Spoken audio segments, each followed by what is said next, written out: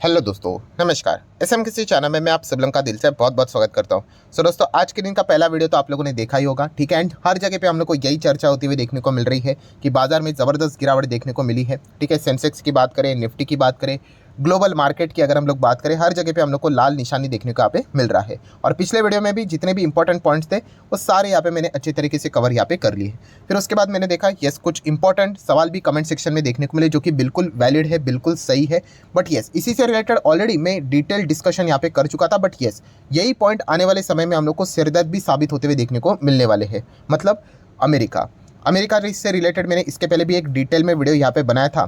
And फिलहाल अगर देखा गया तो ये जो सवाल यहाँ पे पूछा जा रहा है कि जो 10 ईयर का यूएस ट्रेजरी जो बॉन्ड यील्ड हम लोग को देखने को मिल जाता है, जो कि 5% को टच करते हुए देखने को मिला, इनफैक्ट उसके भी पार जाते हुए देखने को मिला, तो ये भी एक बहुत बड़ा कारण हम लोग को देखने को यहाँ पे मिल रहा है डेफिनेटली।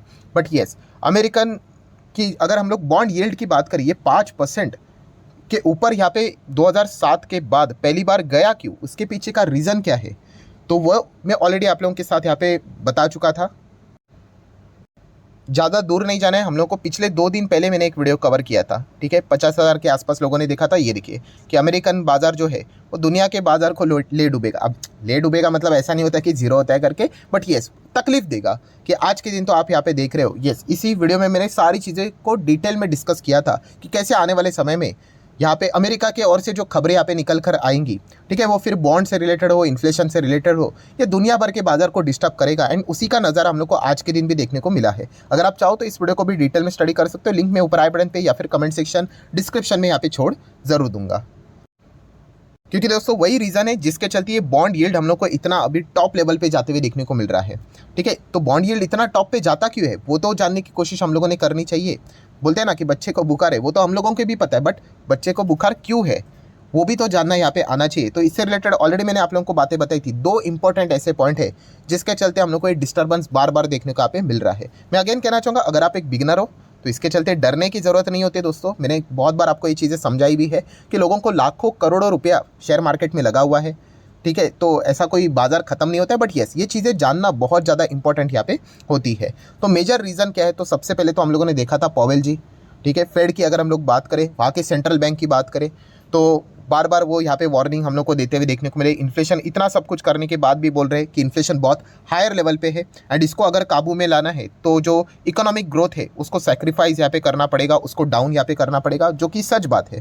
प्लस उसी के साथ साथ उन्होंने यही कहा है कि आने वाले समय में अगर हो, मतलब अगर देखा गया कि सारी चीज़ें अगर कंट्रोल में नहीं हुई तो उन्होंने वार्निंग देके रखी हुई है कि और ज़्यादा रेट हाइक भी हो सकता है करके। अभी इतना ज़्यादा रेट हाइक होकर भी अगर मन नहीं भर रहा है तो और भी रेट हाइक अगर होगा तो फिर मतलब इकोनॉमी बहुत ज़्यादा डिस्टर्ब यहाँ पे हो सकती है। और मुझे तो ऐसा लगता है कि भाई 1-2 बैंक वहाँ पे और वापस लुढ़क भी सकते हैं।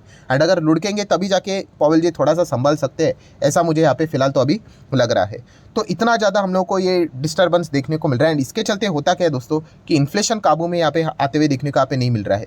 तो एक जगह पे हम यहाँ पे कह सकते हैं अमेरिका का सेंट्रल बैंक यहाँ पे इन्फ्लेशन को लेकर इतना ज़्यादा हम लोग को रोते हुए देखने को मिल रहा है। एंड दूसरे जगह पे अगर हम लोग यहाँ पे बात करें दोस्तों, तो यहाँ पे बाइडन आप देख सकते हो, सरकार वहाँ की अगर हम देख सकते हो, वो यहाँ पे $100 बिलियन की फंडिंग की रिक्वेस्ट यहाँ पे करते हुए देखने को मिल रही है। किस चीज़ के लिए? इजराइल यूक्रेन वॉर के चलते। येस, वो पॉइंट भी मैंने उस वीडियो में यहाँ पे कवर किया था। और ये वाला जो पॉइंट है वो बहुत ही बड़ा सरदर्द यहाँ पे भविष्य में भी साबित हो सकता है। इन चीज़ों को भी मैंने यहाँ पे आप लोगों को बताया था। प्लस यहाँ पे येलन जी की अगर हम लोग बात करें, ठीक है, तो उन्होंने भी इस चीज़ को यहाँ पे बढ़ावा दिया कि यस, हम तो यहाँ पे अफोर्ड कर सकते हैं, 2-2 वॉर में फंडिंग यहाँ पे हम लोग कर सकते हैं, कोई दिक्कत की बात नहीं करके। मतलब हम कह सकते हैं कि इन चीज़ों को रोकने की यहाँ पे कोशिश नहीं की जा रही है, इनको बढ़ावा देने की कोशिश यहाँ पे की जा रही है। एंड इस चीज़ के चलते आप देख सकते हैं अमेरिका के जो यूएस आर्मी चीफ है, उन्होंने भी जो अपोजिशन से उनको भी यहाँ पे बोला कि भाई हमारी जो फंडिंग है उसको इंक्रीज़ करने के लिए थम्स अप दीजिए, क्योंकि इजराइल मतलब यूक्रेन के साथ साथ अभी हमें इजराइल को भी मतलब दोनों को फंडिंग यहाँ पे देना है। इसलिए मैंने उस वीडियो को में भी आप लोगों को बताया था। ये देखिए, आप यहाँ पे चेक कर सकते हो कि मेजर रीज़न क्या होगा, डबल वॉर फंडिंग ये करने यहाँ पे जाने वाले हैं। ये आने वाले समय में ये बहुत ही ज़्यादा हम लोग को दिक्कतें देते हुए देखने को मिलेगा, ठीक है। अभी सारी चीज़ें हो जाएगी बट इसके जो मतलब बोलते हैं ना परिणाम, रिperकशंस हम लोग को जो देखने को मिल जाते हैं वो बाद में देखने को यहाँ पे मिल जाते हैं। और यही चीज़ है दोस्तों जो कि हम कह सकते हैं कि अल्टीमेटली जाके inflation, bond yield, bond market, equity market को क्या यहाँ पे करती है, डिस्टर्ब करती है। तो आप देख सकते हो लगभग कितना $100 बिलियन की फंडिंग की रिक्वेस्ट यहाँ पे की जा रही है एंड उसका डिटेल प्लानिंग भी यहाँ पे सामने रख दिया जा चुका है, जिसमें आप देख सकते हैं यूक्रेन के लिए $60 बिलियन के आसपास की फंडिंग यहाँ पे अमेरिका प्रोवाइड करेगा। ऑब्वियसली वॉर से रिलेटेड चीज़ें हैं। देन इजराइल की भी अगर हम लोग बात करें तो लगभग $14 बिलियन की फंडिंग ये प्रोवाइड करेगा, ठीक है। देन उसी के साथ साथ अगर हम लोग बात करें तो बॉर्डर सिक्योरिटीज़ के लिए लगभग 13 से $13.5 बिलियन की फंडिंग यहाँ पे प्रोवाइड होगी। देन अगर हम लोग बाकी चीज़ों की बात करें 9 से $10 बिलियन का यहाँ पे फंडिंग हम लोग को चीज़ों के लिए जाते हुए देखने को मिलेगा।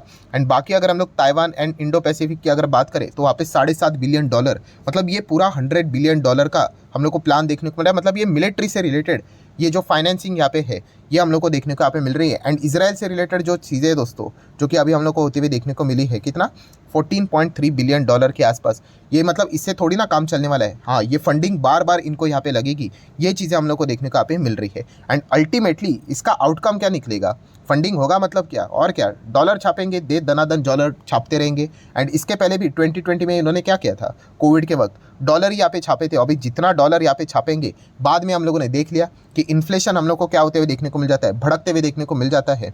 2020 की बात कर ले तो अभी ये फंडिंग जो हम लोग को ये वॉर में भी यहाँ पे इन्वॉल्व होते हुए देखने को मिलेगी, तो इसके लिए भी अल्टीमेटली क्या करेंगे, डॉलर ही छापेंगे। और डॉलर छापने के बाद इसका रिजल्ट क्या निकलेगा, लॉन्ग टर्म में वापस इन्फ्लेशन वापस दरवाजे के ऊपर दस्तक देगा ही देगा। मतलब एक जगह पे सेंट्रल बैंक यहाँ पे रो रहा है कि भाई इन्फ्लेशन काबू में यहाँ पे नहीं आ रहा है, और दूसरे जगह पे हम यहाँ पे कह सकते हैं वहाँ की जो सरकार है वो यहाँ पे वॉर की फंडिंग लगातार यहाँ पे बढ़ाती जा रही है, उनको अप्रूवल भी मिलते यहाँ पे जा रहा है।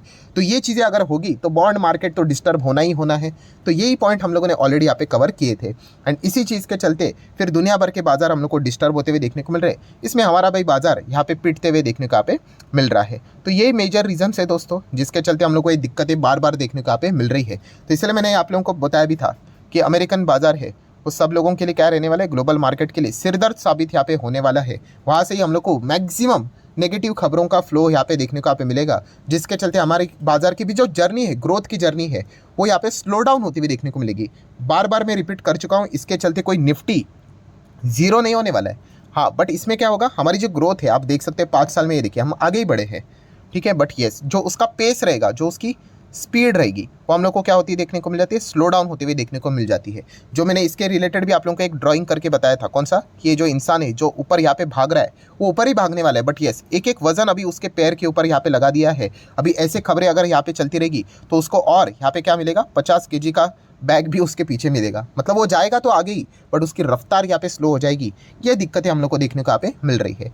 तो अभी ये देखना पड़ेगा कि अमेरिकन बाजार में अभी और क्या क्या चीज़ें यहाँ पे चलती है। अपोजिशंस की भी अगर हम लोग बात करें वो भी यहाँ पे इन चीज़ों को सपोर्ट करते हुए देखने को मिल रहे हैं। एंड अगर ऐसी चीज़ें यहाँ पे चलती रही तो इसका आउटकम क्या निकलता है, यस, लगातार डॉलर यहाँ पे वो छापते रहेंगे तो इन्फ्लेशन तो आगे आने वाले भविष्य में तकलीफ तो यहाँ पे देना ही देना है। तो ये चीज़ें हम लोग को फिलहाल तो देखने को यहाँ पे मिल रही है। और दोस्तों इसका ये सारी कहानी यही तक सीमित नहीं है। अगर आप थोड़ा सा पीछे भी चले जाओगे तो आपको याद ही है जो हम लोग को बाकी के जो ट्रेजरी बोरोइंग कॉस्ट जो हम लोग को क्लाइंब होते हुए देखने को मिले थे, ठीक है। एंड जो पॉलिटिक्स देखने को यहाँ पे मिला था किस चीज़ से रिलेटेड, हाँ, कि सीलिंग लिमिट्स यहाँ पे बढ़ाना है कि नहीं, गवर्नमेंट शटडाउन हो जाएगा कि नहीं, ठीक है। तो इस चीज़ से रिलेटेड भी हम लोग को पॉलिटिक्स देखने को यहाँ पे मिला था, ठीक है। तो ये भी सारी चीज़ें हम लोग को बार बार यहाँ पे तकलीफ देते हुए देखने को यहाँ पे मिलेगी। और जैसे कि हमारे इधर की अगर हम लोग बात करें, अभी नेक्स्ट साल हमारे इधर इलेक्शन है, वैसे अमेरिका में भी नेक्स्ट साल के आखिरी अगर हम लोग बात यहाँ पे करें मंथ्स में हम लोग को इलेक्शन देखने को यहाँ पे मिलने वाला है। तो ये भी पॉइंट्स हम लोग को बार बार सामने आते हुए देखने को यहाँ पे मिलने वाले हैं। मैं अगेन कह रहा हूँ, इसके चलते कोई मार्केट खत्म नहीं होता है, सरकारें आती है, सरकारें जाती है, हमारी बात करें, विदेश की बात करें। बट येस, इस चीज़ के चलते क्या रहता है कि हाँ, बाजार ज़्यादा देर तक शॉर्ट टर्म में हम लोग को ज़्यादा डिस्टर्ब रहते हुए देखने को यहाँ पे मिल जाता है। और इसी से रिलेटेड मैंने आप लोगों को फॉर्मूला भी बताया था, कौन सा वाला, कि मार्केट 250 दिन चलता है, ठीक है। सैटरडे संडे पब्लिक हॉलीडेज निकाल कर 365 में से 250 दिन का ट्रेडिंग देखने को मिल जाता है। उसमें से 230 दिन लिटरली आपको टॉर्चर देखने को मिलेगा, ठीक है। साइडवेज चलेगा, नीचे जाएगा, एक्सट्रीम नीचे जाएगा, हार्डली 20 दिन ऐसा रहेगा, ठीक है। कोई फॉर्मूला नहीं है, जस्ट एक बोलने की चीज़ समझिए। हार्डली 20 दिन ऐसा रहेगा जहाँ पे बाजार में आपको अच्छी तेज़ी देखने को मिलेगी, 20 से 30 दिन, ठीक है। तो वहीं पे हम लोग को क्या देखने को मिल जाता है, ओवरऑल रिजल्ट ऐसा देखने को मिल जाता है कि अच्छी तेजी आती है। बट येस, वो 20 दिन ऐसे रहते हैं जो कि 230 दिन में जो पिटाई रहती है उसको वो ओवरकम कर लेते हैं। इसीलिए आप लोगों ने देखा होगा कि बाजार शॉर्ट टर्म में बहुत ज़्यादा तकलीफ देगा कि नीचे नीचे नीचे ज़्यादातर करके, बट जैसे हम लोग चार्ट पैटर्न को लंबा लेकर जाते हैं, साल भर का 5 साल का या फिर मैक्सिमम इसका, तो हम लोग को वो ऊपर ही जाते हुए देखने को यहाँ पे मिल जाता है। तो उसके पीछे का रीज़न यही रहता है। तो ठीक है, तो ओवरऑल अगर हम लोग यहाँ पे बात करें 2007 के बाद बॉन्ड यील्ड अभी हम लोग को 5% को छूते हुए देखने को यहाँ पे मिली है। मतलब 2007 के बाद अभी 17 एंड 17 के बाद 3 और 3, मतलब हम लोग यहाँ पे कह सकते हैं लगभग